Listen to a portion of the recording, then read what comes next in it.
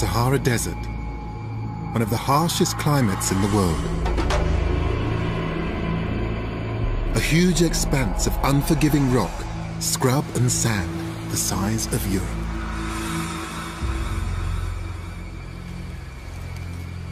To me, it looks like a place of nothingness. But it was from here that a group of desert nomads came to transform the northwest corner of Africa into a vast empire that stretched from the Sahara to Spain.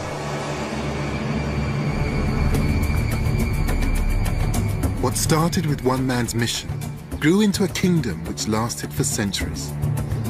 Its rulers generated tremendous wealth, created great architecture, and promoted sophisticated ideas in an ordered society. They were called the Berber, and they changed this part of Africa forever. We know less about Africa's past than almost anywhere else on Earth. But the scarcity of written records doesn't mean Africa lacks history. It's found in artifacts, culture, and the traditions of the people. In this series, I'm exploring some of the richest and most vibrant histories in the world.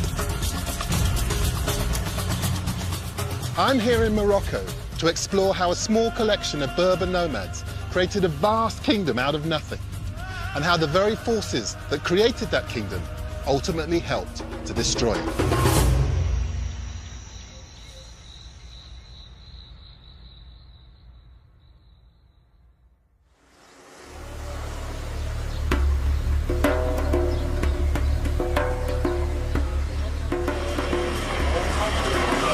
'21st century Morocco, a modern Islamic state whose Arab king claims descent from the Prophet Muhammad.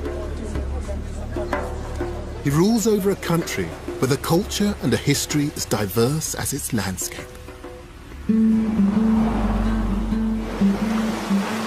Morocco has coasts that face the Atlantic and the Mediterranean Sea, snow-covered mountains almost as high as the Alps, and the bone-dry fringes of the Sahara Desert.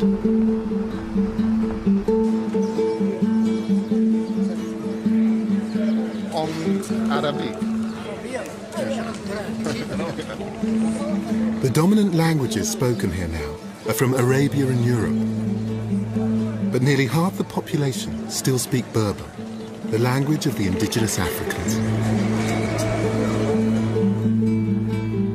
1,000 years ago, this was their land, but there was no sense of a nation-state. Instead, on either side of the Atlas Mountains lived small, independent Berber clans of farmers, traders, and nomads. These people were Muslim, but they maintained their traditional Berber customs, and they didn't always follow Islam to the letter of the law.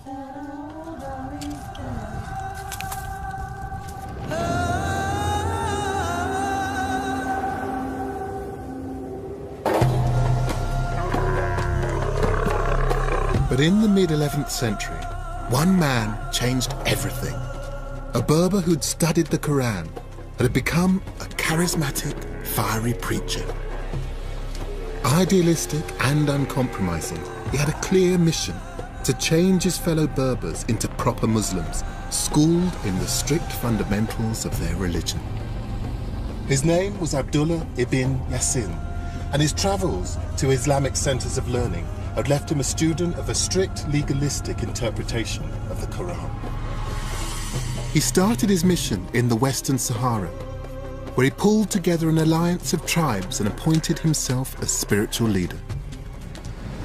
In so doing, he started a series of events that completely transformed Northwest Africa.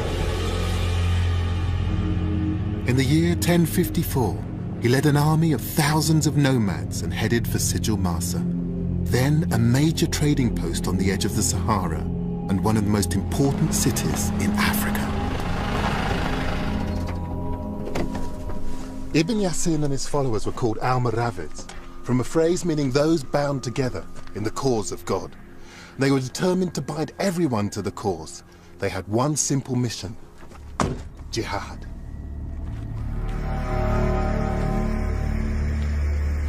The term jihad today carries connotations for many people of anti-Western extremism.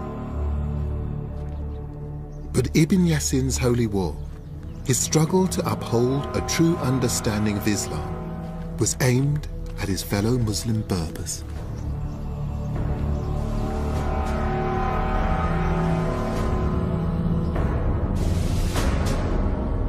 This spectacular ruin is now all that's left of Sijil Masa, a city of well over 50,000 people, built in the middle of one of the biggest oases in Africa. Now a quiet and tranquil backwater, the date palms and irrigated fields hide clues to a much bigger and more significant past. And it's on a shingle bank, at the heart of the oasis, where the ruins of the mud-built city lie. The taking of Sijil Masa would be the first major building block of an Almoravid kingdom. So what attracted Ibn Yassin here? The wealth of the city. This city was very prosperous. In fact, it was the commercial hub of Morocco, a huge city in a huge oasis. Dr. Eric Ross has been involved in some of the recent archaeological studies here that have confirmed why this was such an important prize for Ibn Yassin. I call it the Casablanca of 1,000 years ago. Yes. Because Morocco wasn't looking to Europe or the Atlantic, it was looking across the Sahara.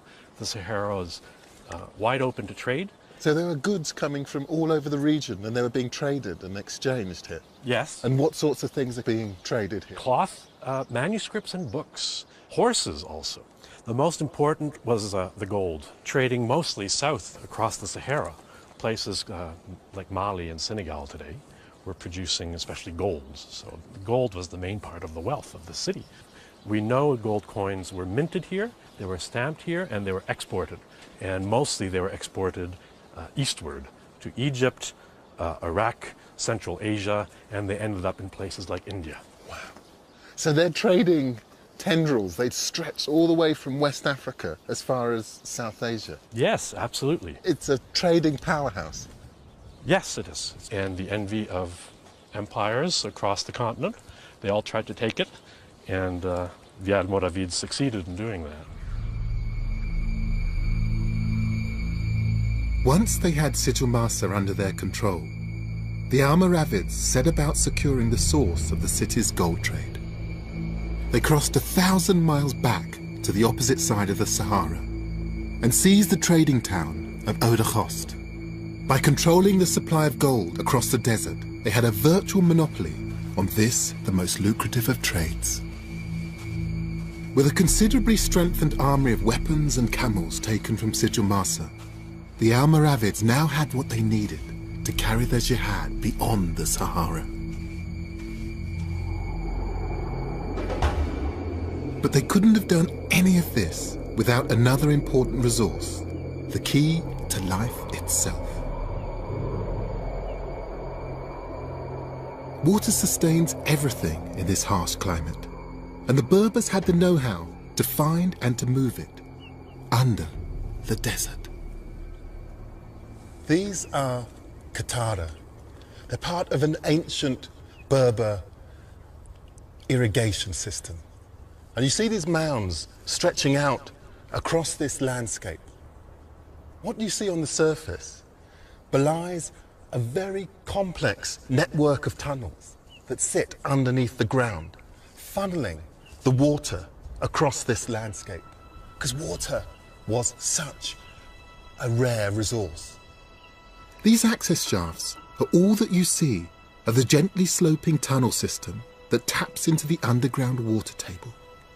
These systems could take water for miles in this very arid, dry, hot landscape, and to take it where it was needed.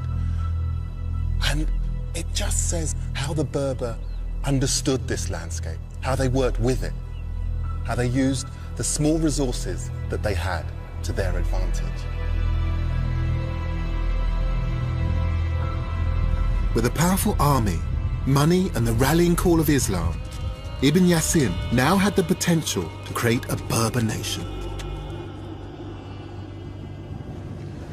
the Almoravids' jihad had an unstoppable momentum, but now they wanted to take their brand of Islam to every Berber. And that meant crossing the Atlas Mountains.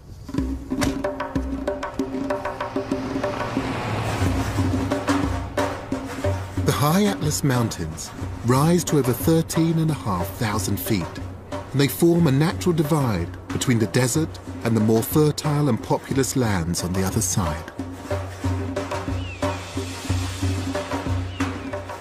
But these were dangerous times, and this was a perilous area to be traveling through.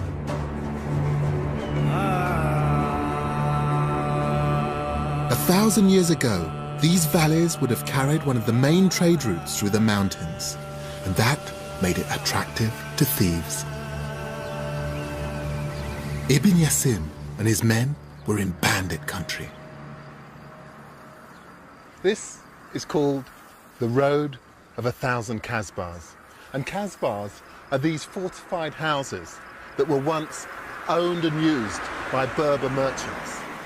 These buildings would have often been used to house things like gold and silks that came across the desert. And they had to be fortified because this was a dangerous territory. These are beautiful buildings, but their fortifications give a sense of what it was like in those days.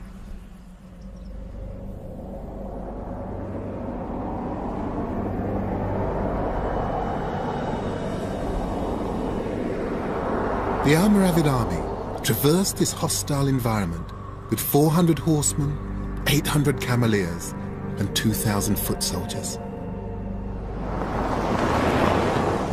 It was a treacherous journey in an alien landscape.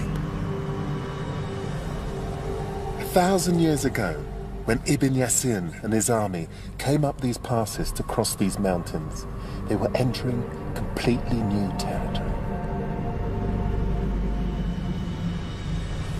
They were desert warriors, and these mountains and everything beyond was a completely different environment to them. But they had a clear goal. To the northwest of the mountains lived the tribes of Berbers that the Almoravids considered to be heretics. In 1058, the first people to feel the force of Ibn Yassin's army were the rulers of Agmat, a small city nestling in a lush valley on the north side of the mountains. Agmat became the new headquarters from where the army took their jihad to the tribes nearby. But it's been difficult for historians to uncover what life was like in Agmat at the time, for one simple reason. No one knew where ancient Agmat was. It was thought to be a lost city, but actually it was right here, beneath our feet. The dig has revealed only a small portion of the city so far, but this hammam, or bathhouse, is one of the most substantial and important finds. These remains illustrate the scale of the settlement here and show just how expertly they understood how to use water as a foundation of civic society. L'eau est une richesse très importante dans la région. Abdullah Fili has been slowly unearthing the remains of the buildings here since the dig first started. Au-delà de l'utilisation de l'eau dans les bâtiments publics comme le hammam, la mosquée, le palais, etc., nous avons également l'utilisation d'eau dans l'irrigation, on répartit l'eau selon deux composantes. La première composante, c'est les bâtiments publics et les bâtiments privés, les maisons, etc. Et puis après, les trois autres jours, c'est pour l'irrigation des champs. Remarkably, this entire building, which dates from the time of the Almoravids, more than 1,000 years ago, was excavated almost intact. Et effectivement, on trouve que c'est l'un des plus anciens hammams au Maroc. Après celui, il représente donc l'un des plus grands hammams de l'Occident musulman. Et ça permet effectivement d'avoir un chef-d'œuvre architectural extrêmement important. C'est énorme comme hammam. Il fait pour le moment 500 mètres carrés, ce qui est exceptionnel pour un hammam parce que ça demande justement une ingéniosité au niveau des techniques de chauffage, au niveau des techniques de l'alimentation en eau. This is absolutely amazing. I'm used to seeing their earth-built buildings, but to see this kind of stone and mortar construction, but also the water engineering, this is real innovation. It's so exciting. There was hot and cold running water. The temperature of the 3 rooms increased the nearer they were to the huge fires that heated the water as it came into the hammam. This was civilized living. C'est pour ça que la question de l'eau est vraiment centrale pour le fonctionnement d'un bâtiment aussi important, car il permet la purification des gens. Les gens viennent ici se purifier, par exemple, une fois par semaine, une fois toutes les 2 semaines, etc., pour se reposer, parce que le hammam, avec le système de chaleur, ça permet de reposer les corps et aussi parfois les esprits.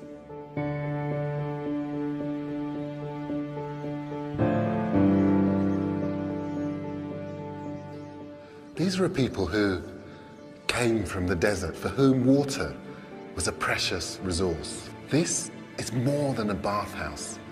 This is a temple to water, and what a place.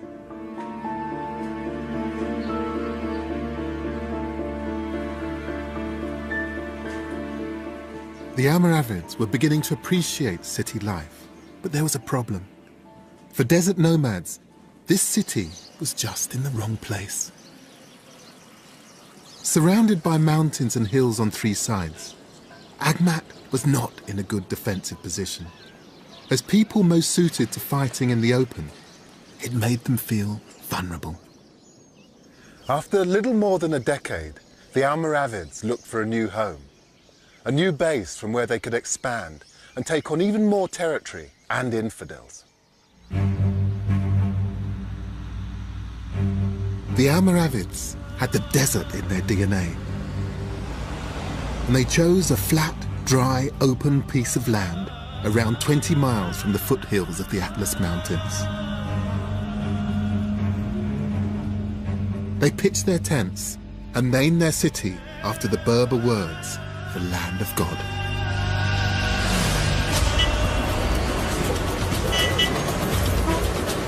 It was called Marrakesh.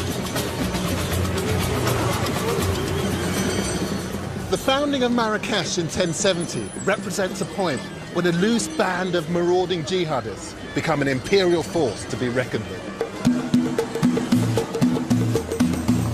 What began as a collection of tents rapidly became an established city. The Berbers who settled here were offered security in return for their taxes, and that paid for the further expansion of the Almoravids' territory. The movement seemed unstoppable. Even when Ibn Yassin died, while fighting Berber heretics, the holy enterprise continued unabated. After the death of the fiery preacher Ibn Yassin, a new man took charge of the jihad. His name was Yusuf ibn Tashfin, and he made a greater contribution to the dynasty than any other man. He turned a fledgling kingdom into an empire. While Ibn Yassin had been the spiritual leader who'd inspired the Almoravid movement and led it out of the desert, Ibn Tashfin would take the dynasty even further. It began with Marrakesh.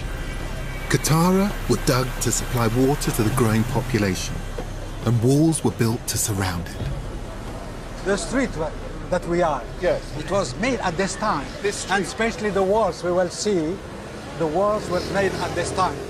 Former Minister of Education, Professor Mohammed Khanidri, knows Ibn Tashfin's city well. What sort of man was Ibn Tashfin? What was he like? Yes, Ibn Tashfin was a very high man, very courageous, and beautiful, handsome man. Beautiful, handsome. Yes, handsome. And he was especially very curious and very strong man. very strong man and has a big personality. And how did he change Marrakesh? He said that here we'll have a palace, here we'll have a commerce, here we will have an administration. And he make a very good plan, and he began to make construction of that, to realize. Really? Yes, yes. So he built these streets? And yeah, the street was made at this time, yeah. Just like as you see it now, with the commerce and with the sellers, the seller of everything, vegetables and also spices, and with colors, smells, and many smells, many colors. It was like that since long time, since the 11th century. So wandering around here, you still get a flavour of the days of Ibn Tashfin? Yes, of course, yeah.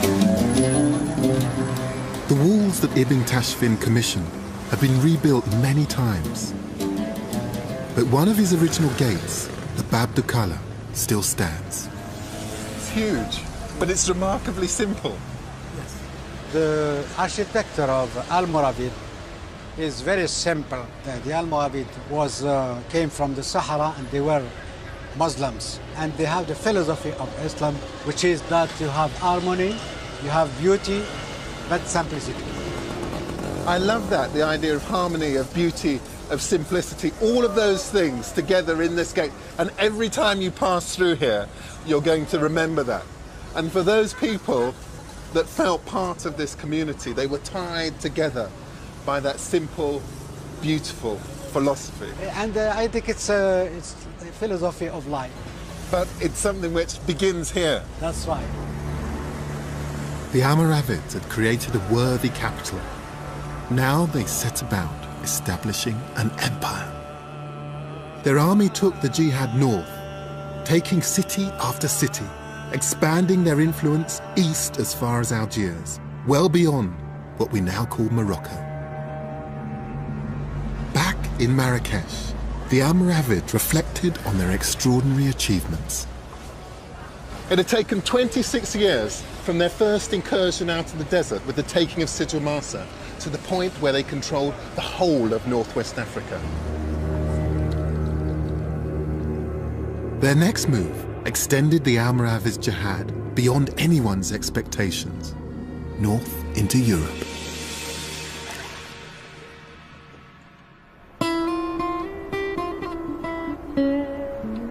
A parallel Islamic world had existed in Spain and Portugal since the early 8th century.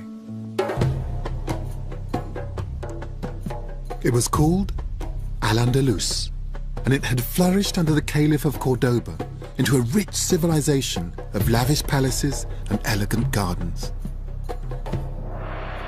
Now in the 11th century, it had broken up into weaker city-states. These were being attacked by Christian armies from the north of Spain, and the Muslim rulers appealed to the Almoravids for help.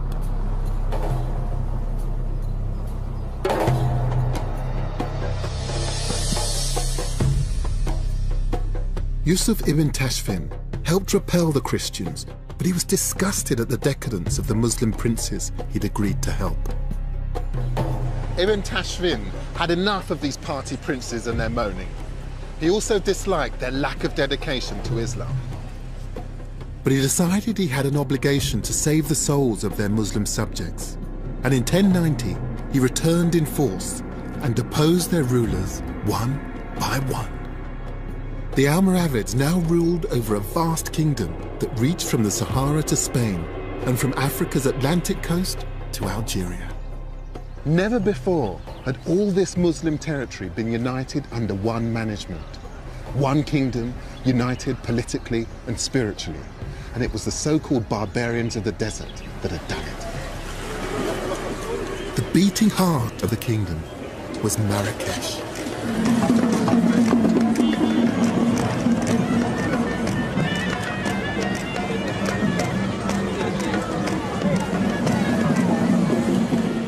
This was a place where people came to exchange stories, ideas. Stories that had been traded across the desert from as far away as West Africa. Stories that had come from southern Europe, from the Middle East. They all ended up here in the central square in Marrakesh. By the beginning of the 12th century, the square here had become the news hub of the empire. But in 1106, the news running around this square was of terrible importance. Yusuf ibn Tashfin had died. Ibn Tashfin was more than 80 years old when he died. He had seen his Berber kingdom grow from the founding days of Marrakesh to the farthest reaches of his empire.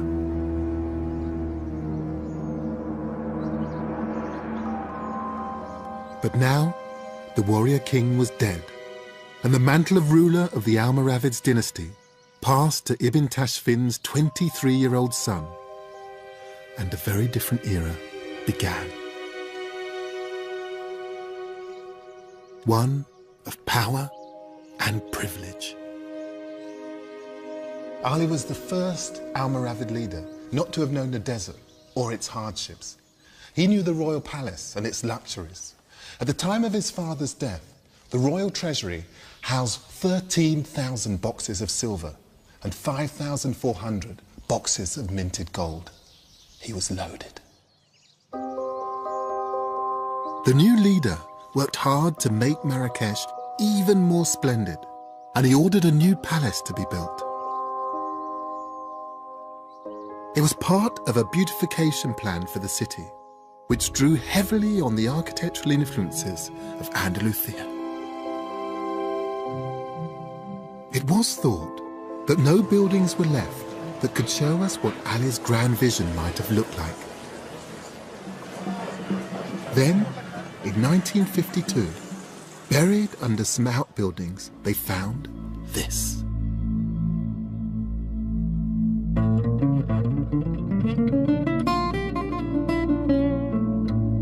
The Prohibited.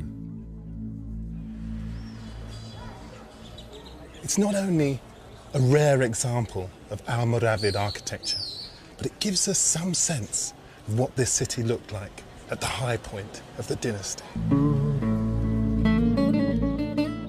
This is the Coupa. This is the masterpiece of the architecture of the Almoravid period. It is a masterpiece. Yes. Professor Mohammed Al-Faiz has written extensively on the buildings of Marrakesh. And I think that the architects came in from Andalusian Spain. They make this jewelry, this very, very beautiful. It's unique in the architecture of Morocco. Look at this simplicity of lines. Yes. And harmony of proportions. It is absolutely gorgeous. Yes, so this was a place where people before prayer would come and they would wash their bodies. They wash their bodies and they prepare when they go to the mosque. It's a sumptuous building. It tells us it's just what Marrakesh may have looked like. It must have been a place with fantastic architecture and also very, very wealthy people who were obviously living the high life. It's a very rich civilization because Marrakesh was a capital of empire. Like actually when we have New York or other cities, very important. This delicately carved interior is such a contrast to the bold, simple shape we see outside. It was also highly fashionable. These wonderful scallop shell shapes were common in Andalusia, and this is the first time that they've been seen in Africa. Ali wanted nothing but the best. What was Ali bin Yusuf like? He's different from his father. He was a liberal man.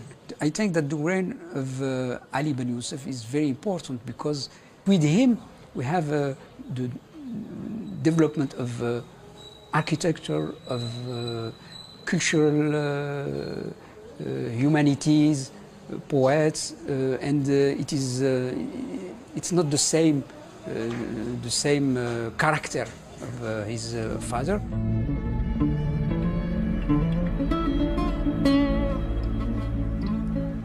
This is a massive architectural statement in the palace grounds, which shows just how far the Almoravids had come since their days as desert warriors bent on holy war.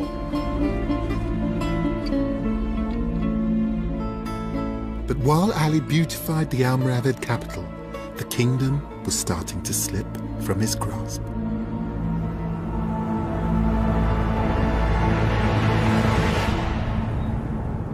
under Ali, the link to the desert tradition was broken, and to some, the Almoravids seemed to be going soft.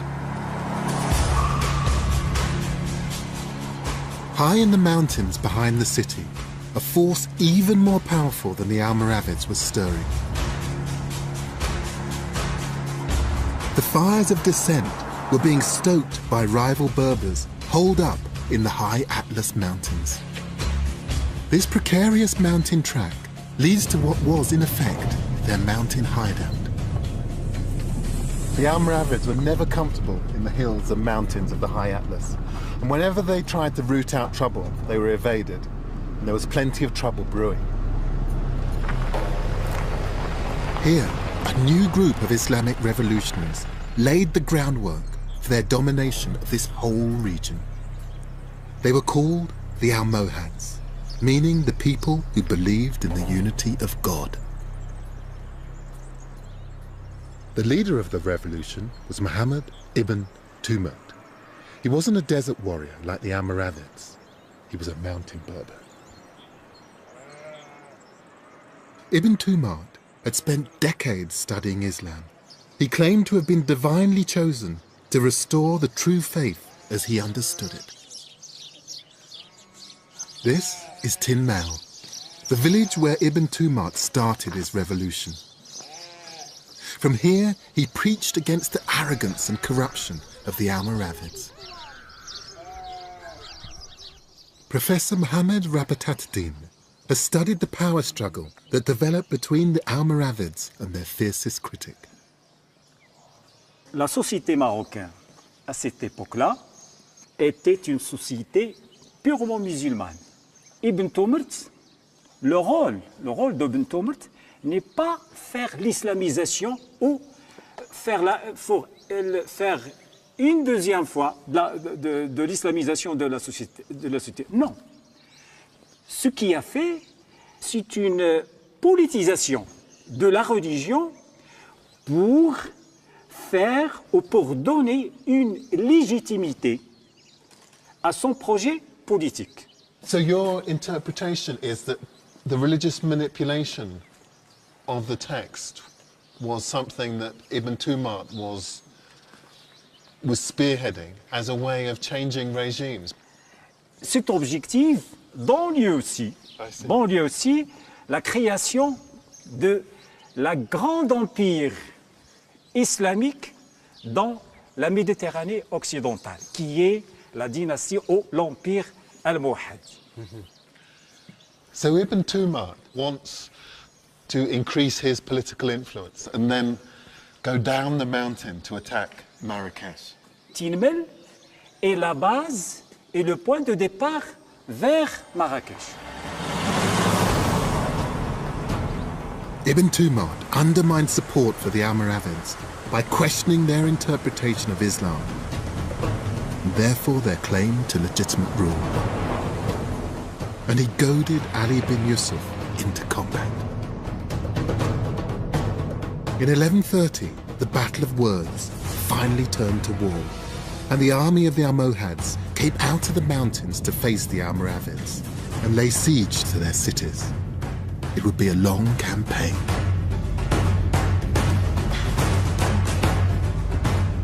In Marrakech, the city walls were reinforced and rebuilt by the Almoravids in direct response to the Almohad threat. A culture based on nomadic traditions and tents turned in its most desperate moment to huge walls like this to protect themselves. But their ancient belief that walls imprisoned rather than protected proved true as they became increasingly confined to the city.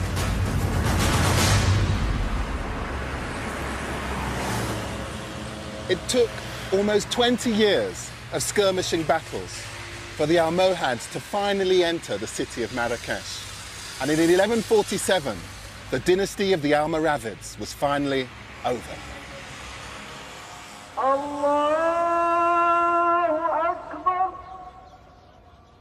Once inside the city walls, the Almohads wanted to stamp their authority on the city, and they started by replacing the most significant of the Almoravids' buildings. This is the Koutoubia Mosque, named after the al-Koutubian, or the booksellers who used to ply their trade here. It's also Marrakesh's most important building.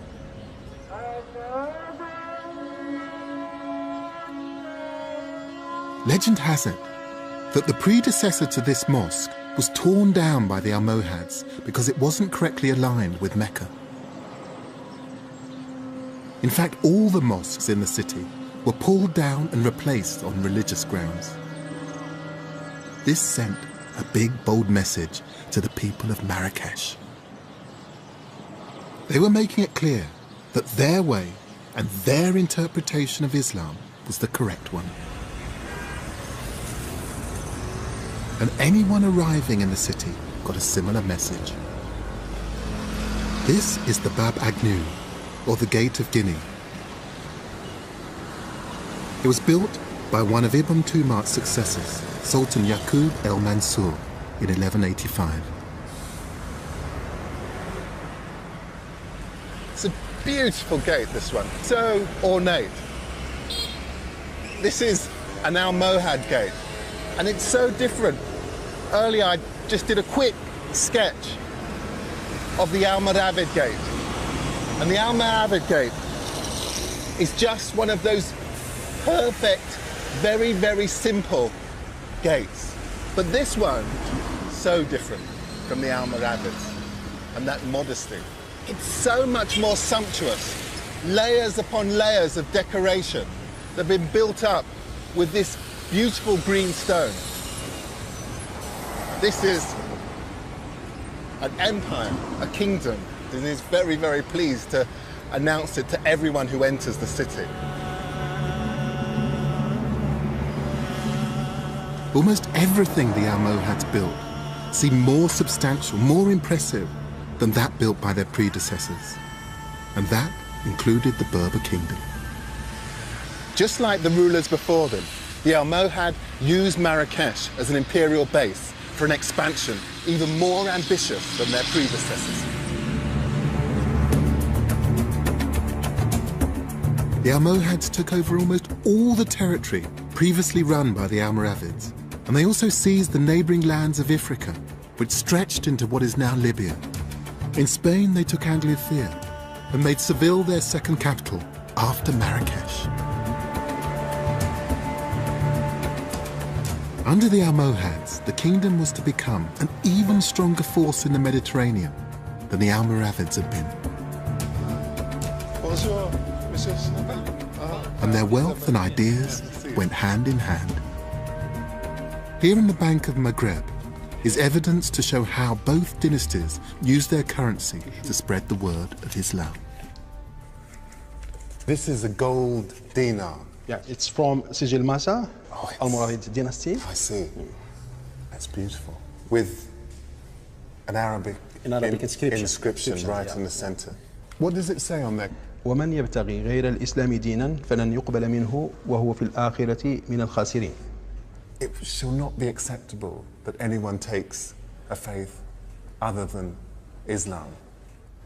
That's in the center of the coin. So they're actually helping to evangelize. Those coins will circulated of a lot of Mediterranean Sea. We have it in Spain, in Portugal, in London, in Germany, and Holland, and China. Really? Yeah. This was the dollar of its day. Yeah. It's about trade, but it's also taking wherever it goes, religion. Yeah. Because a lot of Christian kingdom used these coins at this time. It's a beautiful thing, absolutely beautiful. The Almoravids' dinar was widely valued. The Almohads wanted to build on its success, but they also wanted to do things differently. They introduced innovations, including a new coin with a square design that proclaimed the ambition of their jihad. So this one is the first round dirham minted by Almohad. It's round, but with a square in the middle. But after this one, so here, well, okay. Now that's square. Yeah. It's square. So they created these circular coins first with the square inscription in the center, and then they reduced them down just to these squares. Technically, in the mint of coins, it's easy to do sometimes the coins which is square. So these squares were much more efficient to be minted because there was much less wastage from a square sheet of silver. That's correct. And it's amazing that that's just a tiny thin wafer of silver, and yet it represents so much. These four sides were seen as being symbolic of the four sides of the kingdom. Yeah. Of the different directions. Directions. Looking eastward. Yeah. Eastward towards India, towards China. Looking north up toward Europe. Looking south towards the desert. And west towards new opportunities. But this is about an empire expanding. Yeah.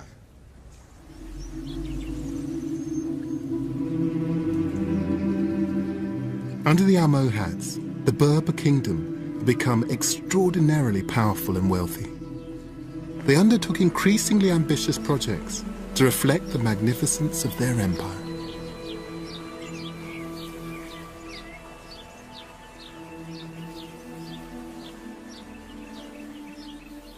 These are the Agdal Gardens in the grounds of the royal palace in Marrakesh. Almost 1,000 acres of orange, lemon, fig, apricot and pomegranate trees, linked by olive-lined walkways, all irrigated by water brought from the mountains over 20 miles away. And I think they're beautiful.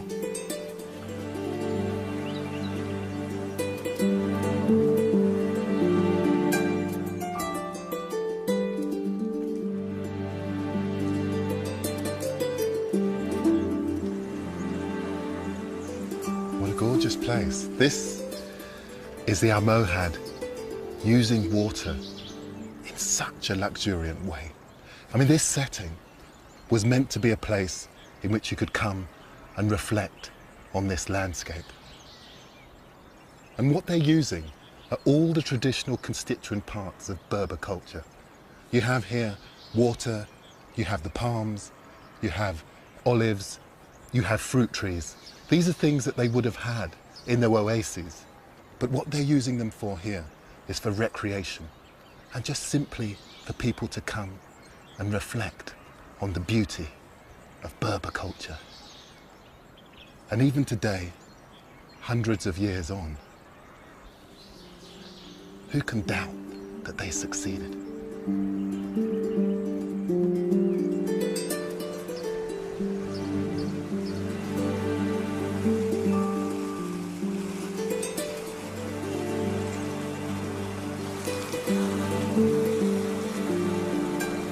At the end of the 14th century, the Muslim philosopher Ibn Khaldun wrote about the Berber state being just like a garden.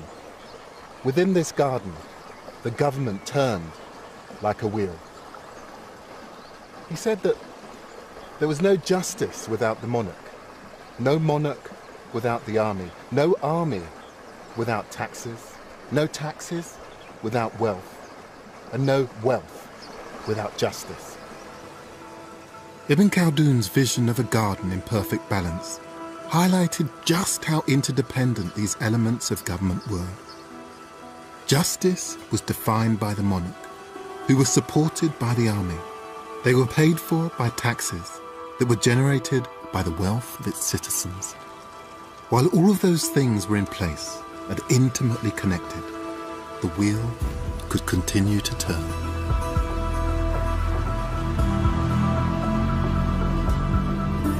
And 240 miles north of Marrakesh is a city that shows how well the system worked while it remained in perfect balance. Its Medina is probably the most complete medieval city centre in the world, a place that has changed little since the days of the Almohads. This is Fez, one of the great cities of the empire.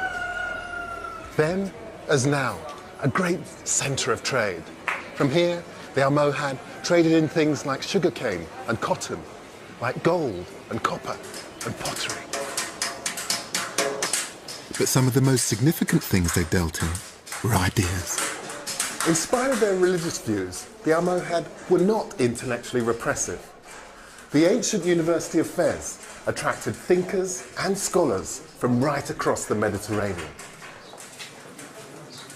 Deep in the centre of the old Medina is a theological college. It welcomed hundreds of scholars through its doors during the years of the Almohad reign. Librarian Abu Bakr showed me some of the most priceless books in the collection. And this volume is actually illuminated, and that some of the words are picked out in gold, and this plate here. Written by Ibn Tumart, he describes in detail his interpretation of the finer points of the Quran. Oh! Look at that. You'd come in here obviously to learn, but this is just so uplifting visually as well. It's just such a privilege to see. It's just the richness of it.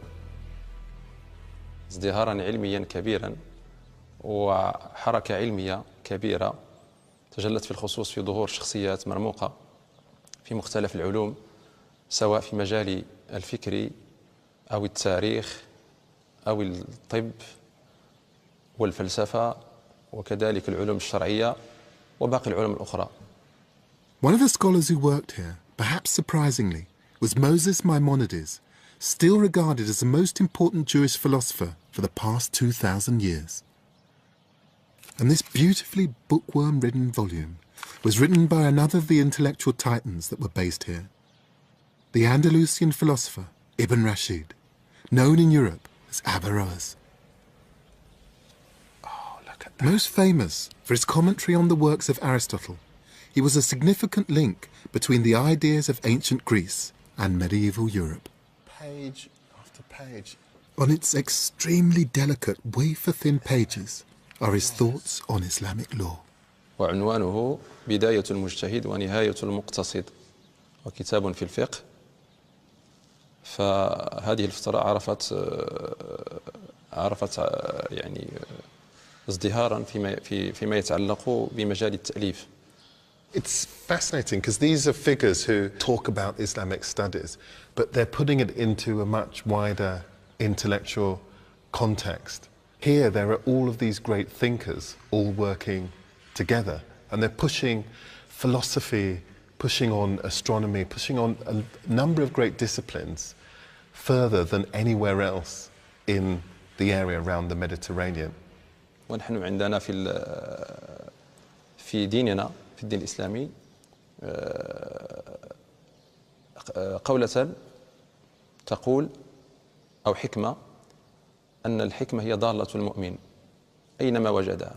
يعني هو يبحث عن الحكمة أينما كانت، فهو يستفيد ولا يتحرج أن ينفتح على كل العلوم سواء كانت علوم إسلامية أو غير إسلامية، فهو يستفيد منها ويعني يحاول أن يوظفها في علومه. These weren't just people who were interested in business, in conquering their neighbours. Just look at this. They knew beauty and they knew how to celebrate it. These are exquisite books. Absolutely exquisite.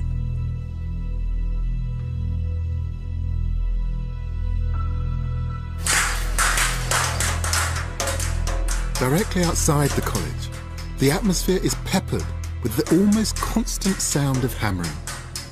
The Medina is still a place of work.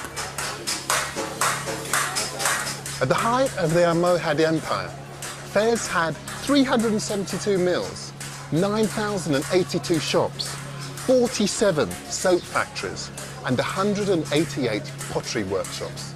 This wasn't so much as a market town as a centre of industry.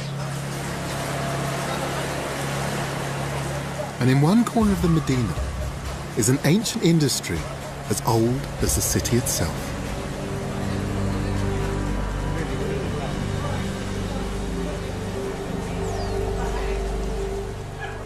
Hiding and protecting the priceless books and their precious contents was some of the finest leather in the world. And it's still made today, as it would have been during the Almohad's reign.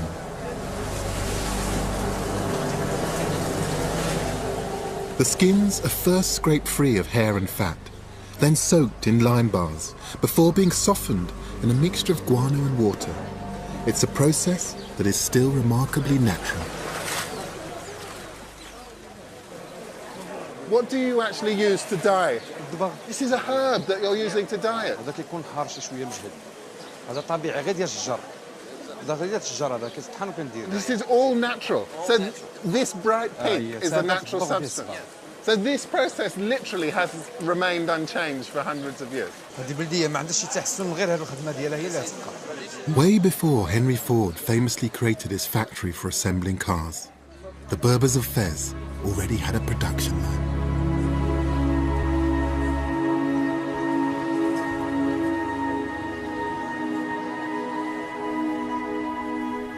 Intellectually and economically, the Almohads were in charge of an empire that ranked alongside the greatest of that time, anywhere in the world. This was the high point of the Berber kingdom, but controlling such a massive realm brought its own problems. By the end of the 12th century, this fort at Rabat overlooked an armada of ships at anchor. The Almohads controlled substantial amounts of the Atlantic and Mediterranean coast, and armies were being carried by sea to far-off battlegrounds. Seaports like Rabat had become crucial, and by the end of the 12th century, the Almohads' greatest ruler, Yaqub el-Mansur, developed the town into his military headquarters.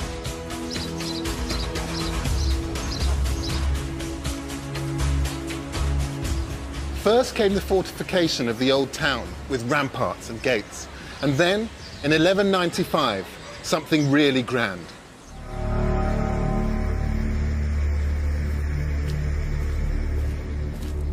It had 400 columns and pillars.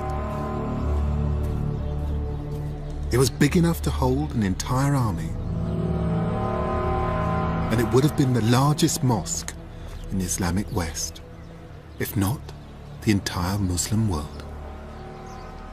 As ambitious as the great Roman architecture of North Africa or the buildings of Mecca, it spoke to their heritage and to God, and it was as permanent a statement as could be made. But we'll never know if this would have been the grandest mosque in the world, as this isn't just a ruin, it's an unfulfilled dream.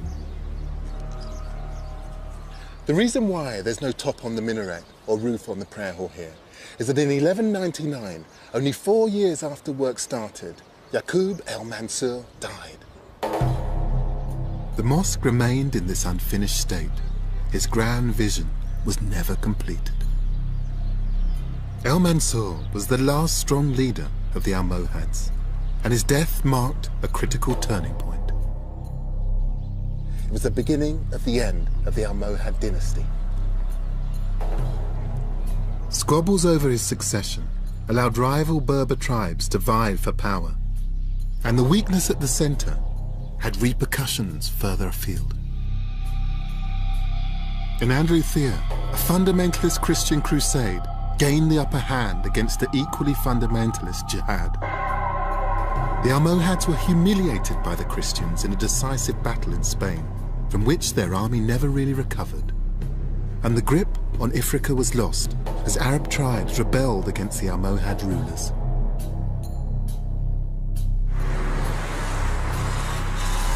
Professor El-Faiz has studied the factors that led to the decline of the Almohad's Berber kingdom. There are external factors. Almohad army facing the Christian army in Spain, they don't succeed. They lost also the control of the Mediterranean Sea. So on every front, things are collapsing in. Economic factors are very important in the explanation of the decline. They don't control the trade. There is no money, no budget to control population. Internally, They lose their tax revenue as local people begin to turn against them. The different ethnic groups then begin to fracture and fight against the regime. And gradually, the empire begins to disintegrate. It is that kind of, that wheel, that problem of one of those factors breaking down means that the whole empire then begins to fail. All these factors contribute in time to the collapse of this dynasty. In 1269, Almohad rule ended when a rival Berber dynasty seized power in Marrakesh. The collapse of the Almohad Empire didn't happen overnight. It happened over decades. But nothing that followed could come even close to what they had achieved. None of the Berber dynasties that succeeded the Almohads was powerful enough to rule North Africa. Attempts to return to the glory days of the Almohads failed.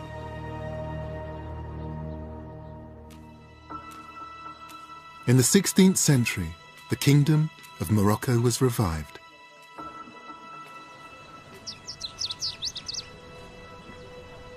But this vast palace was built by a different dynasty, claiming the right to rule as true interpreters of Islam. And these people saw themselves as Arabic, not Berber. The importance of Islam altered the identity of the kingdom. The same religious zeal that had brought the African Berbers an Islamic empire had ensured that it would be an Arab dynasty claiming direct descent to the Prophet Muhammad that would rule the kingdom that the Berber had created. An Arab dynasty is still in power today.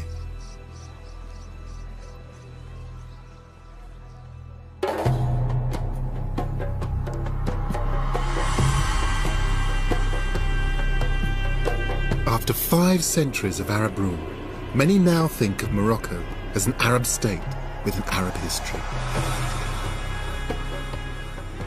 This is a kingdom with roots that are distinctly African. A group of indigenous nomads from the desert had achieved what no one else has ever done. They united a disparate group of Berber peoples under the banner of Islam and created an African empire that stretched into Europe. The Berber story deserves its place among the continent's great histories.